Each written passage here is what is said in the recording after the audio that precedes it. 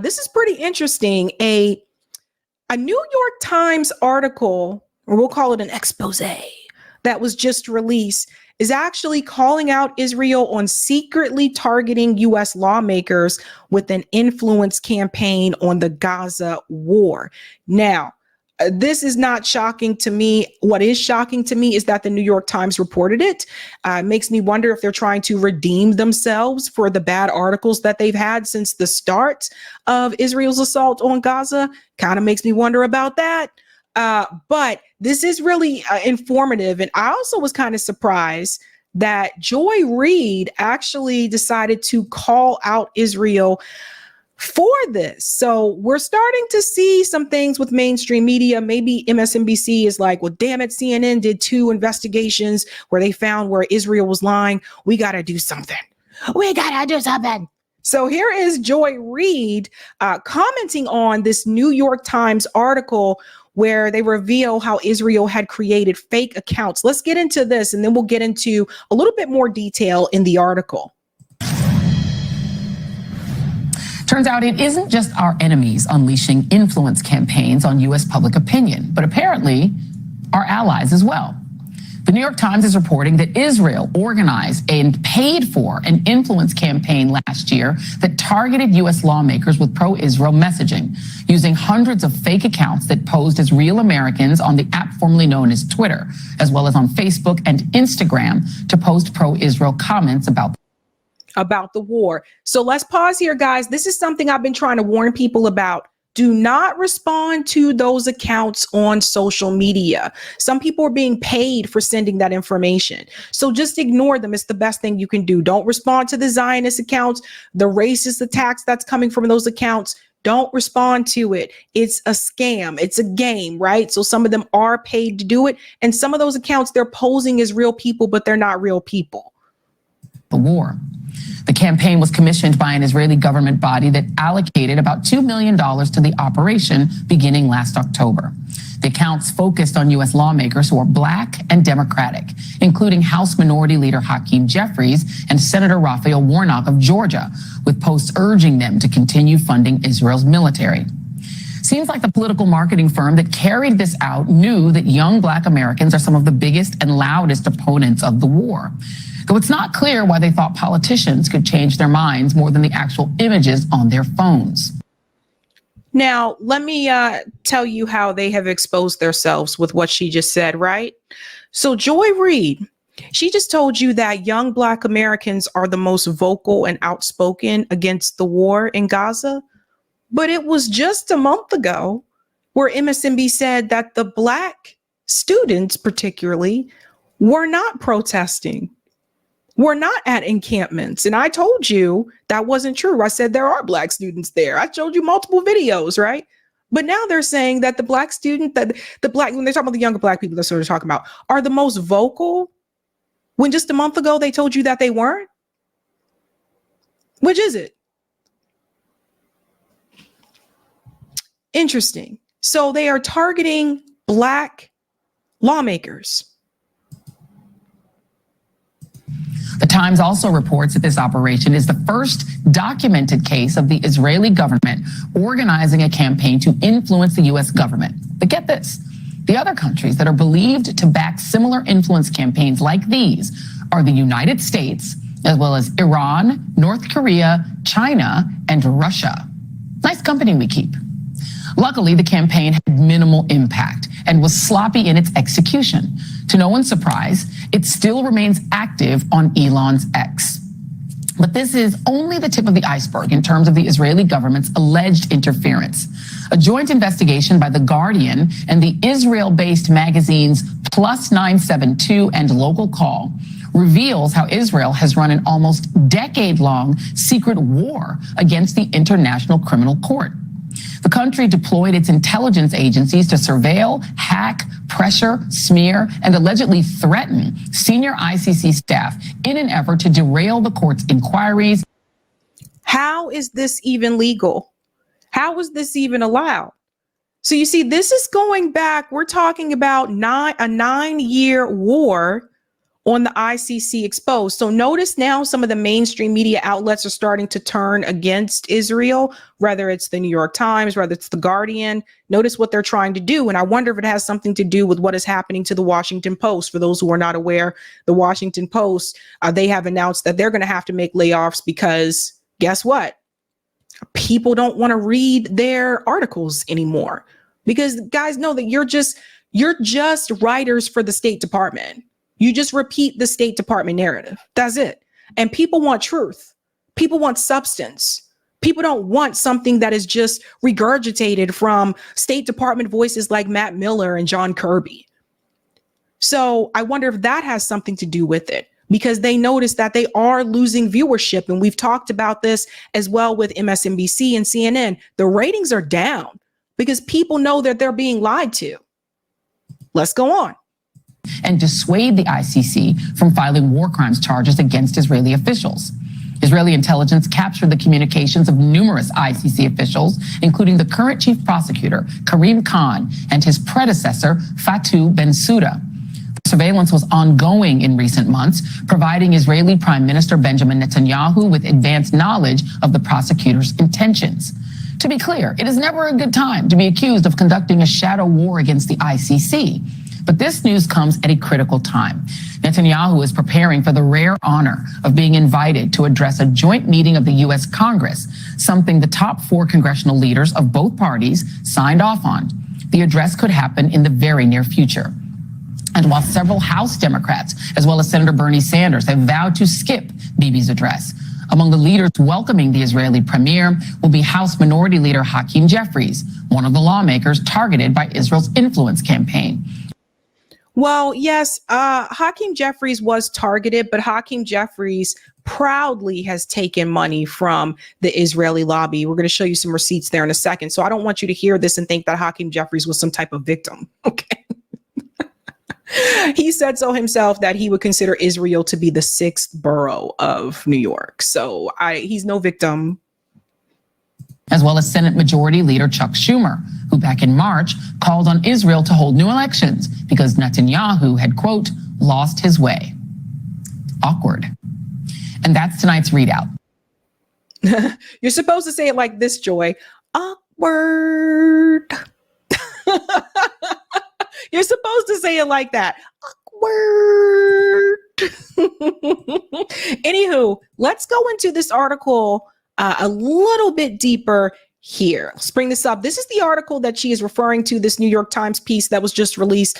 Israel secretly targets U.S. lawmakers with influence campaign on the Gaza war. So yes, and you'll notice here, who are the people at the top? It is Richie Torres and it is Hakeem Jeffries. Richie Torres, again, is not some type of victim. I'm going to show you how he was called out recently at an event. He's not a victim. He openly and proudly takes money from the Israeli lobby as well, just like Hakeem Jeffries. And he honestly, most of the speeches that you see him do is in support of Israel. When does Richie Torres actually make a speech to stand up for his constituents in the Bronx? I don't hear Richie Torres speaking that passionately about Afro-Latinos in the Bronx. Do you? No. Let's go on. So here's some of the details here. It says Israel organized and paid an influence campaign last year targeting U.S. lawmakers and the American public with the pro-Israel messaging as it aimed to foster support for its actions in the war in Gaza. Now, I want to jump down here where they start to give out a little bit more information. It says the ministry allocated $2 million to the operation and hired Stoic, a political marketing firm in Tel Aviv, to carry it out, according to the officials and the documents. So again, shelled out $2 million to make this campaign happen. The campaign began in October and remains active on the platform X. At its peak, it used hundreds of fake accounts that posed as real Americans on X, Facebook, and Instagram to post pro-Israel comments. I was trying to tell people I did not believe that all of those accounts were real. I've been trying to tell people that I did not believe that all of those accounts on Twitter were real. And especially like you would look at the profile of the account and it says the account was created October 2023. Real, I'm like, all of these accounts? Anyone find that to be a little bit suspicious? It goes on to say, at its peak, it used hundreds of fake accounts. Oh, I said that part, sorry. The accounts focused on U.S. lawmakers, particularly ones who are Black Democrats. Hakeem Jeffries, Raphael Warnock, two of the ones that are mentioned here, urging them to continue funding Israel's military. So for the people who tell me, don't talk about Gaza, this is not our issue, just focus on what's happening to the American people, and I continue to tell you that you have to connect foreign policy to domestic policy, this is a perfect example in doing so. Notice how they are focusing on Black Democrats. That is who they chose to target. Why? Because they want the Black community to come around. They want the Black community to be pro-Israel first. Now, I don't know about you. I don't know about you, but I don't see any type of pressure to put any other community first. I don't see any type of pressure to be pro-Black first, right? Do you see this type of pressure? I don't see this type of pressure. So then I try to get Black people to come around. By the way, I want to remind you again, and I said this on the Sabby JB show earlier today. I want to remind you again, descendants of slavery have not received reparations. Some groups have. We have not. It goes on to say, let's go down here. The Israeli government connection to influence operation, which the New York Times verified with 4 current and former members of the Ministry of Diaspora Affairs and documents about the campaign, has not previously been reported. Fake reporter and Israeli misinformation watchdog identified the effort in March. Last week, Meta, which owns Facebook and Instagram, and OpenAI, which makes Chat GPT, said they had also found and disrupted the operation.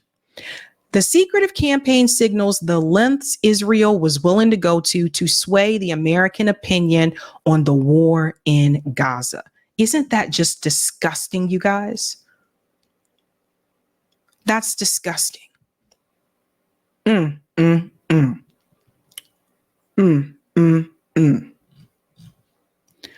Goes on to say the United States has long been one of Israel's staunchest allies, with President Biden recently signing a $15 billion military aid package for the country. But the conflict has been unpopular with many Americans who have called for Biden to withdraw support for Israel in the face of mounting civilian deaths in Gaza. And then you'll see here, and I just want to highlight something else from this article here. The campaign didn't have a widespread impact. Meta and OpenAI said last week the fake accounts accumulated more than 40,000 followers across X, Facebook, Instagram, Fake Reporter has found it. So you see what they were doing here, right? You see the lengths that they were willing to go to. So that's important. Now, the Black part. The operation focused on more than a dozen members of Congress, many who are Black and Democrats, according to the analysis. Richie Torres, a Democrat from New York, who is outspoken about his pro-Israel views, was targeted in addition to Mr. Jeffries and Mr. Warnock. So I do want to just add here, because we got to do this. Richie Torres is Afro-Latino. Okay, we have to make that clear. Let's go on. It says some of the fake accounts responded to posts by Mr. Torres on X by commenting on anti-Semitism on college campuses in major cities. Mr. Torres, in response to the post on X by Mr. Torres about fire safety, one fake account replied, "Hamas is perpetuating the conflict." You see what was happening here? What a mess. What a mess. Now, again, don't look at Richie Torres and Hakeem Jeffries like they are victims, because you can see here, Hakeem Jeffries, like I said, proudly takes money from the Israeli lobby. He has taken over $1.3 million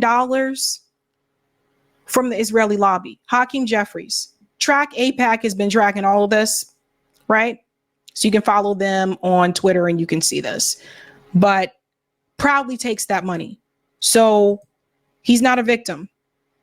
And Hakeem Jeffries knows better, because Hakeem Jeffries has family members that were actually pro-Palestine. He knows better. So it just tells you he's a bought shill. Richie Torres, no different. Proudly taking money from the Israeli lobby. Over 1.5 million altogether over the years. Richie Torres, right? So you see, it's just, yeah, Carl for President Anthony says pure evil. Yeah, it is. It's disgusting. It's disgusting. And every time I turn around and there's an event to support Israel, you always see his face there. He's always somewhere to be found. I don't never, and tell me, any of you watching that live in the Bronx, you ever hear this man say anything about the Bronx community? What's needed in the Bronx? You know, right? Isn't the Bronx the poorest borough in New York? Do you ever hear him advocate for the Bronx the way that he advocates for Israel? Jose Vega is running against him. Jose will be here next week. He's running as an independent. Boy, I tell you, a lot of people have sold out, but people are still pushing back against Hakeem and Richie Torres. In fact, the Bronx Anti-War Coalition, Ganja Girl, she was one of the people there. For all, here's a video taken during yesterday's Jerusalem Post event when I stood up as a Jew to object to the murder of 15,000 kids. So Bronx Girl, Ganja Girl is Jewish. She's been on the show before. So check this out. Of course, again, Richie Torres is there. Again, I don't see this man speaking up at these other, when it comes to other communities. Hell, even his own communities. Okay. No, he's out here shilling for Israel because that is what he's paid to do. Check this out. Congressman-elect was here in New York, and the Bronx.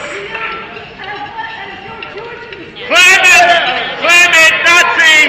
Get the hell out, you fascist! Start your crap, you damn fascist! That's the issue. The terror bomber! Out! Out! The terrorist! Out! Out! The terrorist!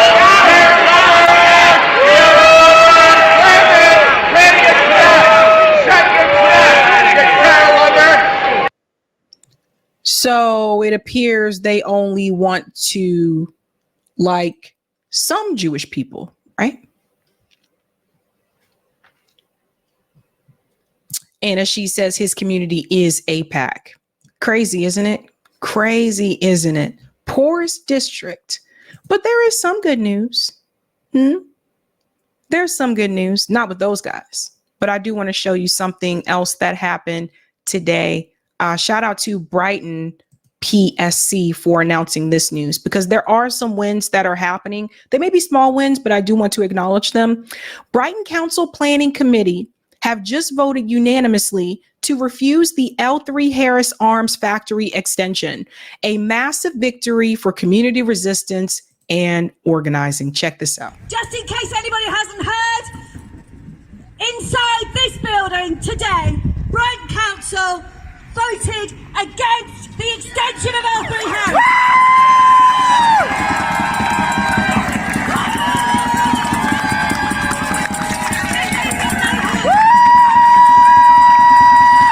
I would like to say that this is the power of community. It's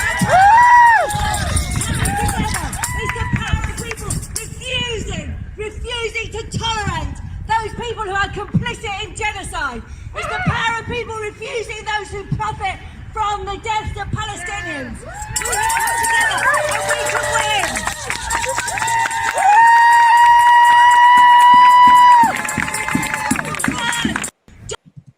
So we got to take some of those wins, right? I mean, it's a small win, but I think that's awesome that happened, and hopefully more will continue. But yeah. It's crazy out here, folks. It's crazy. Let's go to some of the comments here. It's been a mess, but hang in there, guys. You know, like I said, like I really do feel like they're trying to drag this war out. Right. The elections in November, I feel like that's what they're trying to do. And it's just sad because people are dying. And if you're cheering on the death, particularly the death of children, you're a sick person. Just period. Sick. And I don't think this helps Jewish people at all. And I've spoken to friends of mine that are Jewish and they don't feel that this is helping them at all. At all.